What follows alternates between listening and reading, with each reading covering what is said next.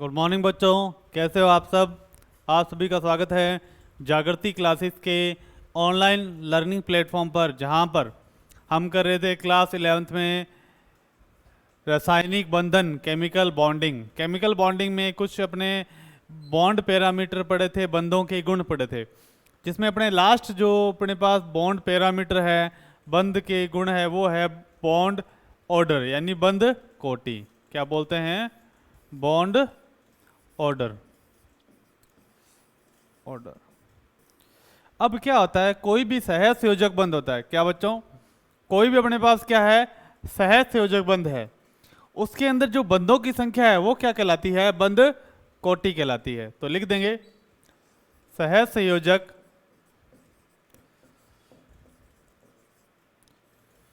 आबंध में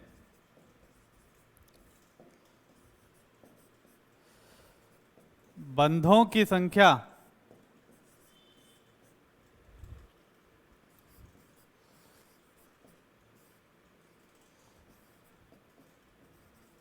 बंध कोटि कहलाती है।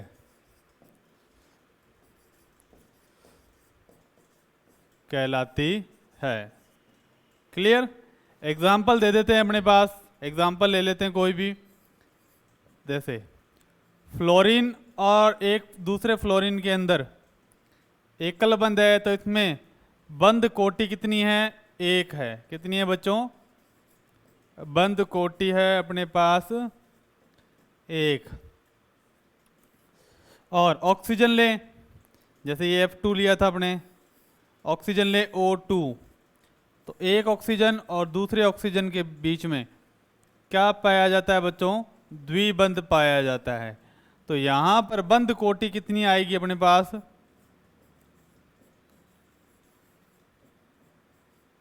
दो। उसी टाइप से नाइट्रोजन का एग्जांपल लेते हैं अपने पास। किसका? नाइट्रोजन। नाइट्रोजन को N2 से दिखाते हैं। ये नाइट्रोजन दूसरे नाइट्रोजन के साथ क्या बनाती है? त्रिबंध बनाती है। तो इसके अंदर बंध कोटि कितनी आ जाती है? 3 आ जाती है। तो देखो सिंपल है, बॉन्ड ऑर्डर या बंध कोटि क्या होता है? कोई भी सहज संयोजक बंध है, उसके अंदर बंधों की संख्या, ठीक है, सहज संयोजक यौगिक में बंधों की संख्या क्या कहलाती है अपने पास? बंध कोटि कहलाती है। क्लियर है? याद रह जाएगी बच्चों। तो नेक्स्ट जो अपने पास आता है वो है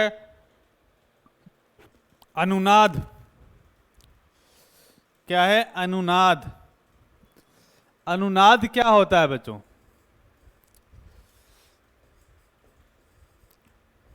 अनुनाद, तो अनुनाद क्या होता है? रेजोनेंस बोलते हैं इसको, ठीक है। इससे क्या पता चलता है? यौगिक की स्थायित्व के बारे में पता चलता है। क्या होता है, कई बार कुछ यौगिक ऐसे होते हैं जो क्या होता है कि लुईस संरचना द्वारा दिखाए नहीं जा सकते आसानी से। इसलिए क्या होता है, उन यौगिकों की एक से अधिक प्रकार की संरचनाएं बनती है। कहने की बात है, जब कोई यौगिक एक संरचना द्वारा नहीं दर्शाया जाता, उसको दर्शाने के लिए विभिन्न प्रकार की संरचनाएं काम में ली जाती है, तो वो संरचनाएं क्या कहलाती है? अनुनादी संरचनाएं कहलाती है। और ये प्रक्रिया क्या कहलाती है? अनुनाद कहलाती है। क्लियर? तो इसमें लिखेंगे, जब किसी अणु को केवल लुईस संरचना द्वारा नहीं दर्शाया जाता, जब किसी अणु को केवल लुईस संरचना द्वारा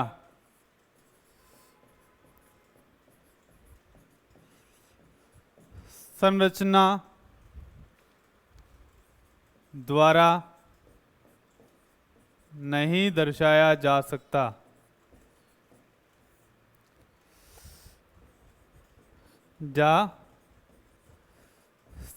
है। एक यौगिक है, उसको लुईस संरचना द्वारा नहीं दिखा सकते सिर्फ। क्लियर? तो उस यौगिक के लिए भिन्न भिन्न प्रकार की संरचनाएं काम में आती है। तो उस यौगिक को दर्शाने के लिए एक से अधिक प्रकार की संरचनाएं तो उस यौगिक को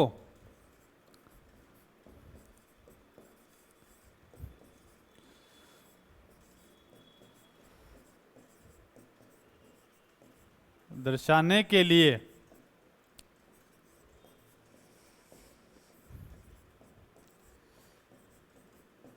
एक से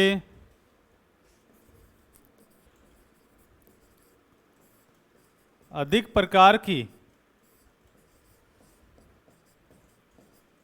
संरचनाएं काम में ली जाती है। ठीक है, तो उस यौगिक को दर्शाने के लिए एक से अधिक प्रकार की संरचनाएं काम में ली जाती है, या कह सकते हैं तो उस यौगिक को एक से अधिक प्रकार की संरचनाओं द्वारा दर्शाया जाता है। क्लियर? ये संरचनाएं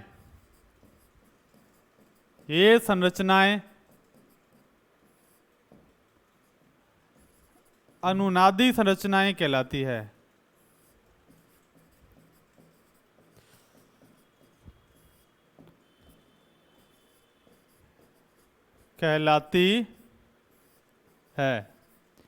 तथा यह प्रक्रिया अनुनाद कहलाती है। तथा यह प्रक्रिया अनुनाद कहलाती है।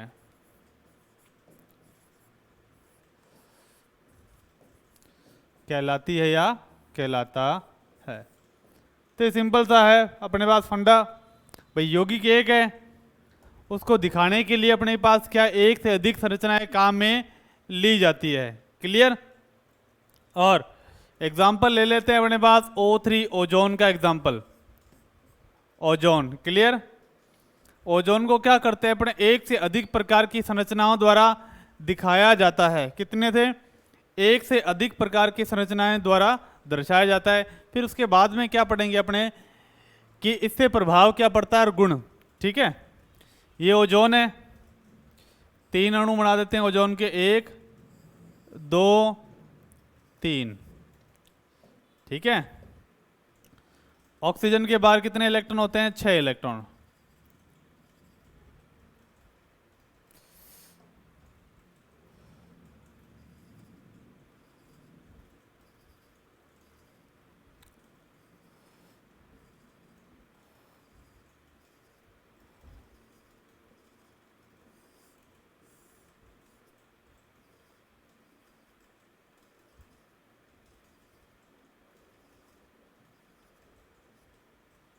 ठीक है,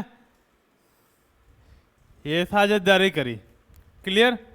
अब क्या होगा, ये अनुनाद की संरचना एक दूसरे में रूपांतरित होती रहती है, इसलिए इसको इस प्रकार के तीर से दर्शाया जाता है। यानी ये जो संरचनाएं हैं आपस में क्या है, बदलती रहती है।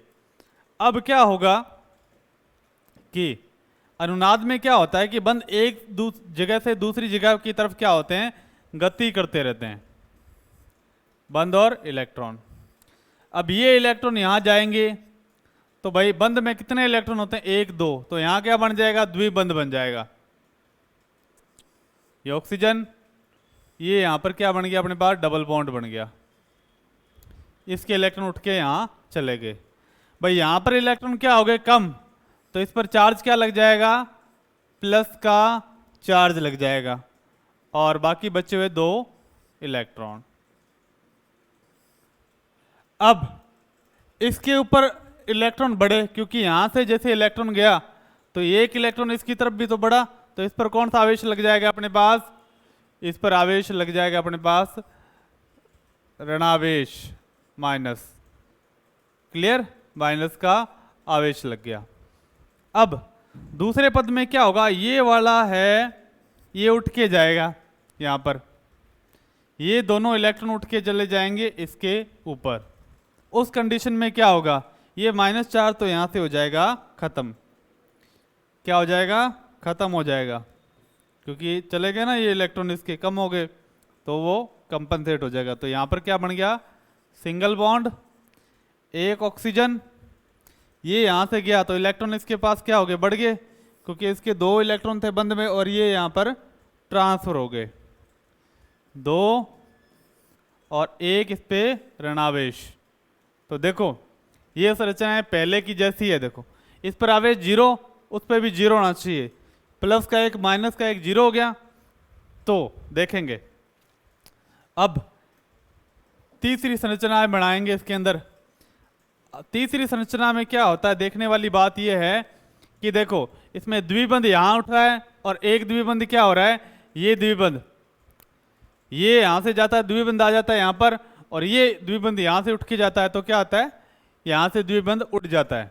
यानी द्विबंध क्या होते हैं, शिफ्ट हो रहे हैं, एक जगह से दूसरी जगह पर क्या है, गति कर रहे हैं। क्लियर।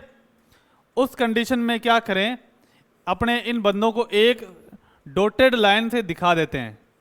ये 3 लाइन बताती है कि ये दोनों संरचनाएं आपस में क्या होती है, बराबर हैं। क्लियर। इस संरचना को एक संरचना द्वारा दिखाया जाएगा, फिर ये ऑक्सीजन और ये ऑक्सीजन।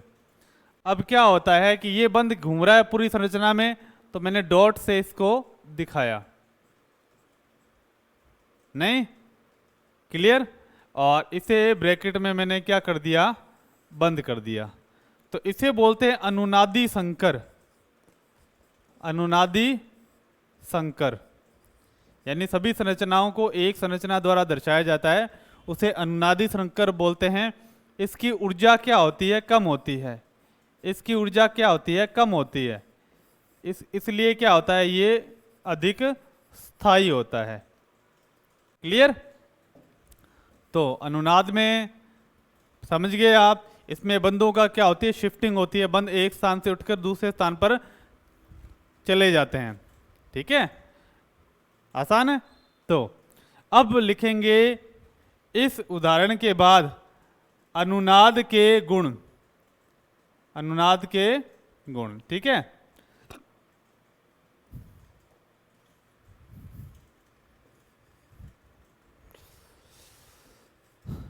अनुनाद के गुण, भाई अनुनाद के गुण में अपने ये पढ़ेंगे अनुनाद से क्या प्रभाव पड़ता है, अनुनाद होने से क्या क्या प्रॉपर्टी बदलती है, क्या क्या चेंजेस आते हैं। तो पहला जो अपने पास गुण है वो है अनुनाद संकर में योगदान करने वाली अनुनादी संरचनाओं में, अनुनाद संकर में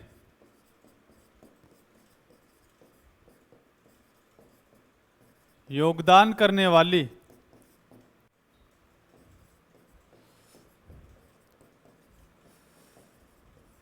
अनुनादी संरचनाओं में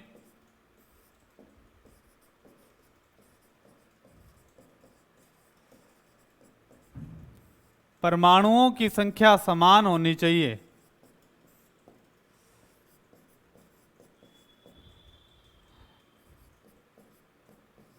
होनी चाहिए कैसे, जैसे ये अनुनादी संकर अपने पास था ये, तो अनुनादी संकर में ऑक्सीजन 3 परमाणु, इधर भी 3 होने चाहिए और इधर भी 3 होने चाहिए। क्लियर। ये बात है, सिंपल सी बात इसके अंदर। अब भाई परमाणुओं की संख्या तो मैंने क्या कर दी, समान कर दी थी। अब इसमें एक बात बता देता हूं, बस इलेक्ट्रॉनों की स्थितियां बदलती है। ठीक है, परमाणु अपने पास जितनी संख्या में पहले थे उतने ये क्या होगा, अनुनादी संकर में रहेंगे, चाहे कोई भी संरचना हो अनुनाद वाली। ठीक है, क्योंकि एक यौगिकों में एक से अधिक संरचनाओं द्वारा दर्शा रहा हूं, इसलिए क्या होगा कि मुझे क्या चाहिए कि परमाणुओं की संख्या तो उतनी ही चाहिए, बस क्या होता है इलेक्ट्रॉनों की स्थितियां की अदली बदली करनी होती है। क्लियर। तो सेकंड पॉइंट, अनुनादी संरचना में, अनुनादी संरचना में युग्मित तथा अयुग्मित इलेक्ट्रॉन की संख्या समान होनी चाहिए।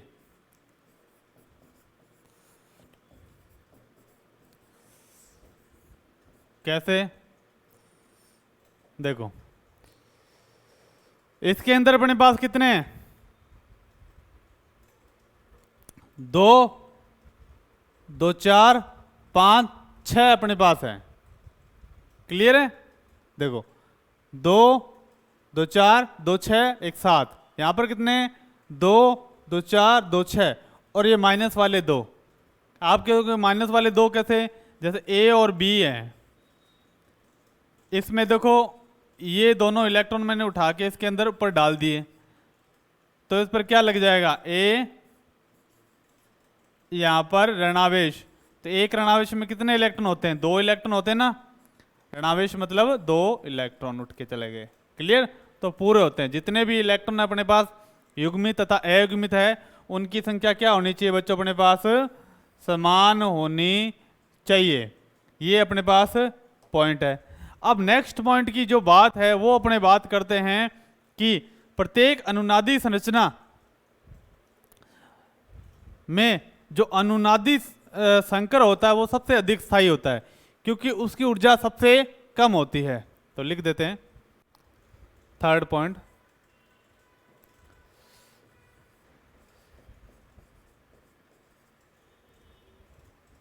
प्रत्येक अनुनादी संरचना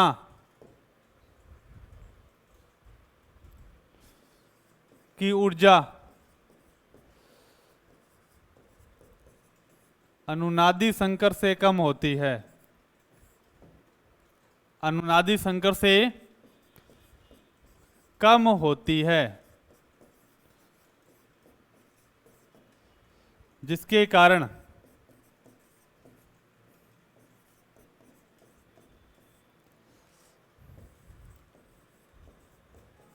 अनुनादी संकर अधिक स्थायी होता है।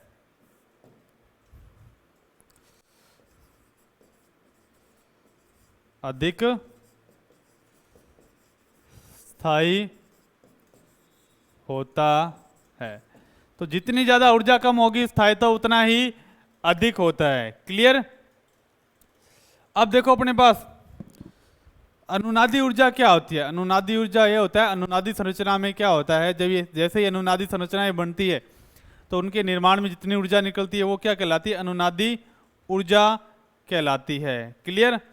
ये सिंपल सी बात है। अब एक पॉइंट और लिखा देता हूं, वो पॉइंट है आवेश का। प्रत्येक अनुनादी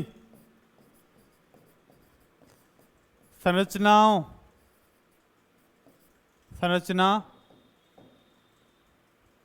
में कुल आवेश बराबर रहता है।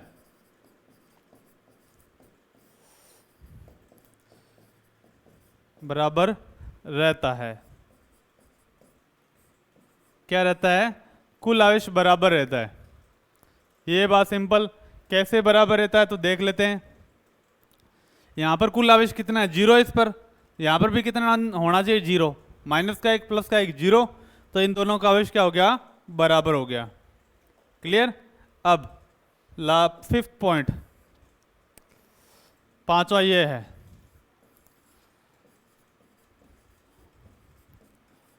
अनुनाद के कारण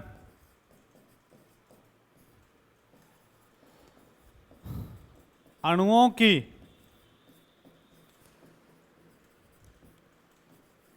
बंध लंबाई, ठीक है, अणुओं की बंध लंबाई, अणुओं में जो बंध पाए जाते हैं उनकी बंध लंबाई, ठीक है, बंध लंबाई समान हो जाती है। समान हो जाती है। कैसे? देख लेते हैं। अब देखो, ये बंद यहाँ पर क्या कर रहा है? मूव कर रहा है। ये बंद कभी उठ के यहाँ जा रहा है, कभी यहाँ जा रहा है। तो बंद क्या है? एक जगह से दूसरी जगह पर आता जाता रहता है अनुनाद में। इस कारण ये दोनों जो बंद है, इनकी बंद लंबाइयाँ क्या हो जाती है? लगभग बराबर हो जाती है। क्लियर? ये तो था अनुनाद का छोटा सा पॉइंट। और अनुनाद को अपने बहुत ज़्यादा पढ़ेंगे। वो किस में पढ़ेंगे अपने? वो पढ़ेंगे अपने 11th ऑर्गेनिक केमिस्ट्री के बहुत ही बढ़िया टॉपिक जिसका नाम है अनुनाद, रेजोनेंस इफेक्ट पढ़ेंगे, उसके अंदर पढ़ेंगे। अब जो अपने पास टॉपिक आता है वो है फाजान्स का नियम। अलग से मैंने इसलिए करवाया, ये आयनिक यौगिक में भी करवा सकते थे, आयनिक बंध में, पर इसे अलग से करवाना है अपने को, ताकि अपने पास टॉपिक बढ़िया से क्लियर हो जाएं। फाजान का नियम क्या है? फाजान का नियम फाजान ने दिया था, क्लियर सी बात है, साइंटिस्ट का नाम ही आ गया। अब बात यह आता है कि ये रूल कहता है कि कोई भी अपने पास आयनिक यौगिक होता है ना, वो 100% आयनिक नहीं होता। ठीक है, कोई भी आदमी ईमानदार होता है 100%, कुछ ना कुछ तो बेईमानी उसने करी होगी, क्लियर। उसी टाइप से कोई भी इस नियम के अनुसार, इस नियम के अनुसार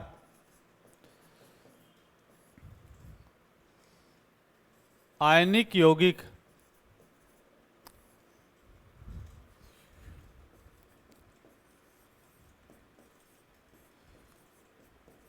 शत प्रतिशत आयनिक नहीं होता है, होता है उसमें कुछ सहसंयोजक गुण पाए जाते हैं, गुण पाए जाते हैं। ठीक है, इन सहसंयोजक गुणों की व्याख्या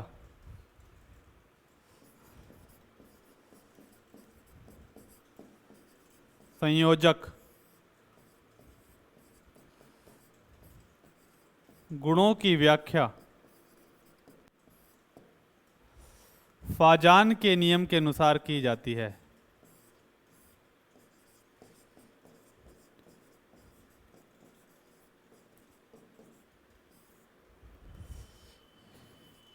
की जाती है, समझ गए? तो ये अपने पास फाजान का नियम है।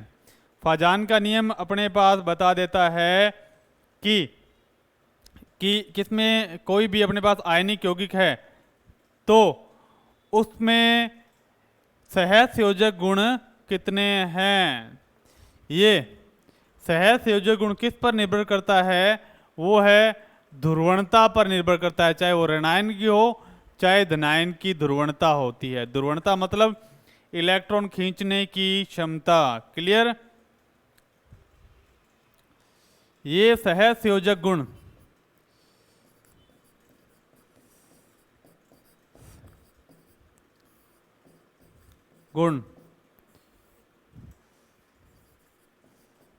धनायन व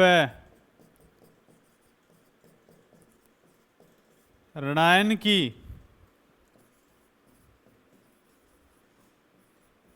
ध्रुवणता पर निर्भर करता है। अब देखते हैं, ये अपने पास क्या है, कोई आयनिक यौगिक है, ये अपने पास क्या है, धनायन है, ठीक है, और ये अपने पास क्या है, कोई ऋणायन है, क्लियर।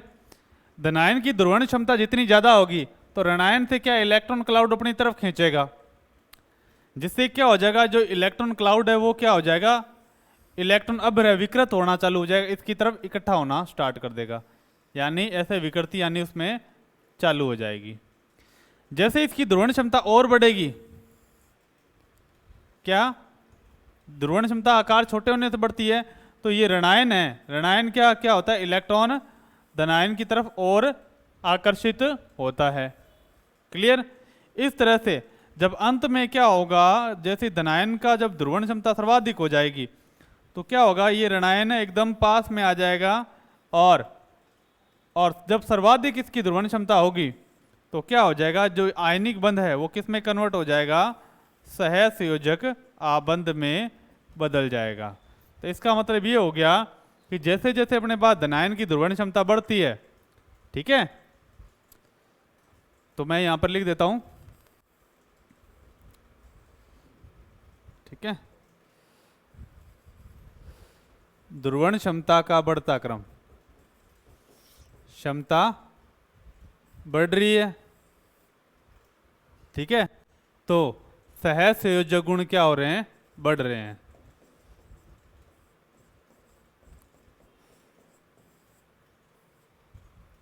तो इसमें सिंपल से एक लाइन लिख देते हैं, जब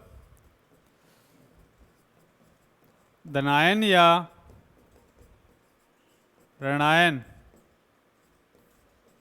की ध्रुवण क्षमता बढ़ती है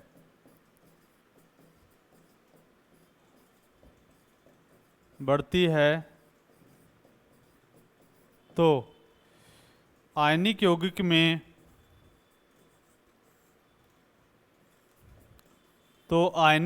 में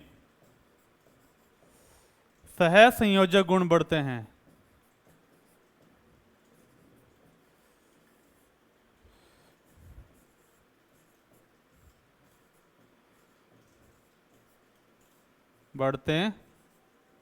सिंपल, ठीक है।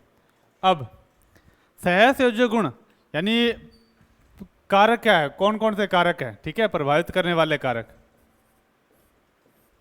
ठीक है, पहला है धनायन का छोटा आकार।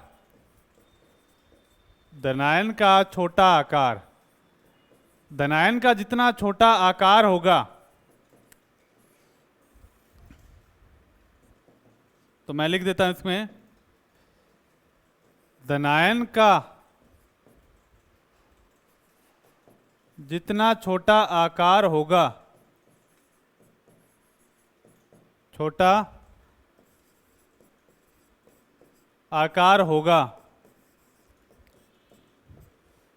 ध्रुवण क्षमता उतनी ही ज्यादा होगी।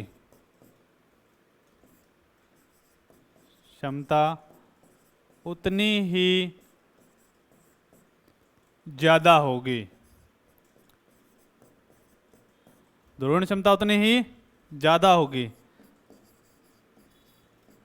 तो क्या हो जाएगा, सहसंयोजक गुण बढ़ेंगे। तो सहसंयोजक गुणों में वृद्धि होगी। क्लियर, ये अपने पास है। एग्जाम्पल लेंगे, एग्जाम्पल से अपने इसको समझेंगे। क्लियर, जैसे कोई भी अपने यौगिक ले लेते हैं प्रथम ग्रुप के। एग्जाम्पल NaCl, KCl, ठीक है, RbCl, सीजियम क्लोराइड। ये अपने पास क्या है, 4 आयनिक यौगिक आ चुके हैं। आपको बताना है कौन सा ज्यादा सहसंयोजक है, कौन सा ज्यादा आयनिक है। तो सोडियम का जो धनायन है, देखो सभी जगह क्लोरीन तो एक जैसा है, यानी इसका क्लोरीन का आकार तो सेम है। यहां पर सोडियम का देखो, सोडियम का आकार क्या है अपने पास, सोडियम का आकार क्या है, छोटा आकार है। ठीक है, पोटेशियम का आकार क्या है, वर्ग में ऊपर से नीचे जाएंगे तो आकार बढ़ जाएगा। रुबेडियम का आकार और बड़ा है, वर्ग में ऊपर से नीचे जाएंगे तो आकार और ज्यादा बढ़ेगा। उसी टाइप से सीजियम का आकार भी बढ़ रहा है। बट क्लोरीन जो इसके साथ अटैच है, जुड़ा हुआ, क्लोरीन का साइज तो सेम है। जितना ज्यादा धनायन का छोटा आकार होगा क्लोरीन से, उतने ज्यादा इलेक्ट्रॉन खींचेगा। सबसे ज्यादा इलेक्ट्रॉन कौन खींचेगा, सोडियम क्लोराइड। तो मैं लिख देता हूं, वर्ग में नीचे जाने पर आकार बढ़ता है। क्लियर, इसलिए आयनिक गुण बढ़ते हैं। अपने सहसंयोजक की बात हो रही है तो अपने लिख देते हैं, सहसंयोजक गुण कम होते हैं।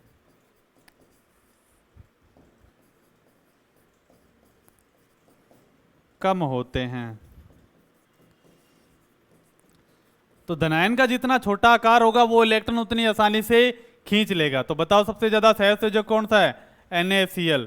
तो मैं लिख देता हूं नीचे क्रम। ठीक है, सहसंयोजक लक्षण का घटता क्रम सबसे ज्यादा किस में है, NaCl में, क्योंकि सोडियम का छोटा आकार है। उसके बाद में KCl में, उसके बाद में RbCl में, और उसके बाद में सीजियम क्लोराइड में। तो ये सहसंयोजक गुण का क्या अपने पास घटता क्रम है। क्लियर? तो ये अपने पास सिंपल सा है। अब इसको और कैसे लिख सकते हैं अपने पास? भाई धनायन को और छोटा कैसे कर सकते हैं अपने पास? धनायन को फिक्स कर देते हैं, ऋणायन का साइज बढ़ाते जाते हैं। क्लियर? तो दूसरा पॉइंट आ गया अपने पास। दूसरा पॉइंट क्या हो गया? ऋणायन का बड़ा आकार। क्या है? ऋणायन का बड़ा आकार। ऋणायन का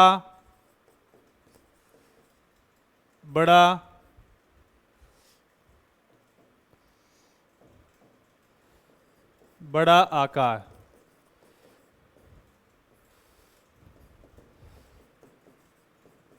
ऋणायन का आकार बढ़ने पर सहसंयोजक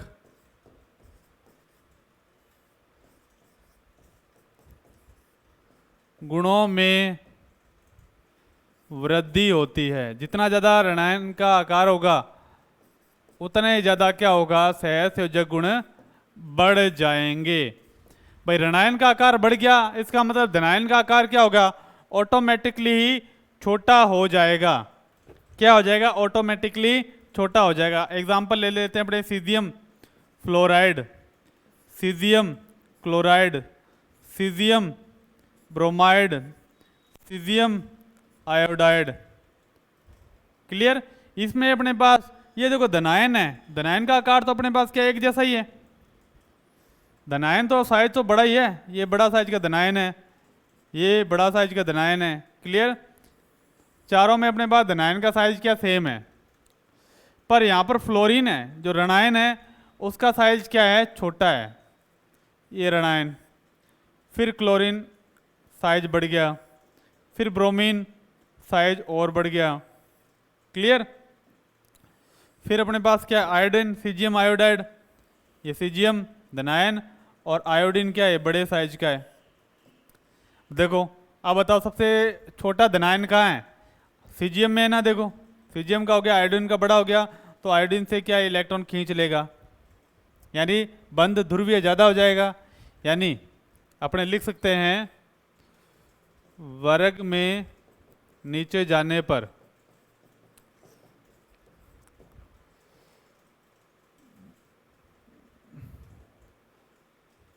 ऋणायन का आकार क्या हो रहा है? बढ़ रहा है। तो क्या बढ़ेंगे? सहसंयोजक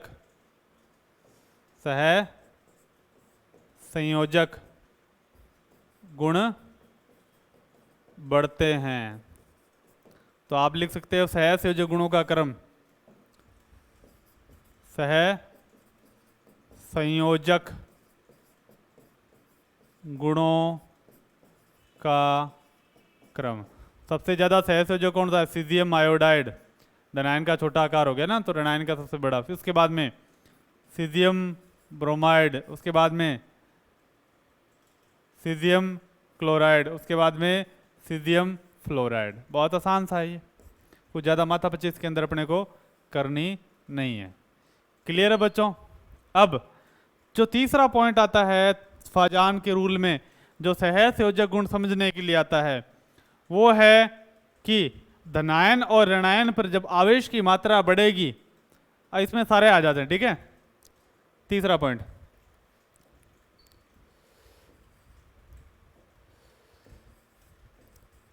धनायन तथा